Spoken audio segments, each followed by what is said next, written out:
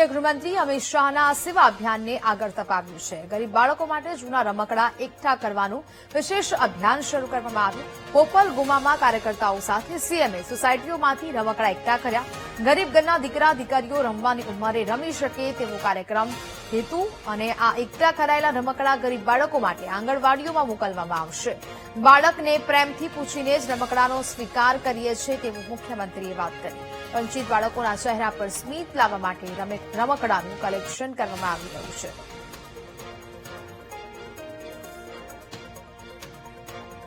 ગરીબ ઘરના દીકરા દીકરીઓ જે છે એ પણ રમકડા રમી શકે, રમવાની ઉંમરે રમી શકે એ આશયથી આપણા છોકરાઓ જેની પાસે વ્યવસ્થા છે એ લોકોના રમકડા રમી રહેલા રમકડા એકત્રિત કરી અને જે રમકડા રમવા યોગ્ય હોય એટલા બધા જ રમકડા આંગણવાડીમાં ભણતા છોકરાઓ સુધી પહોંચે અને એ લોકો પણ આ બધા જ રમકડા રમે એ ઉદ્દેશ સાથે આખા લોકસભામાં આ કાર્યક્રમ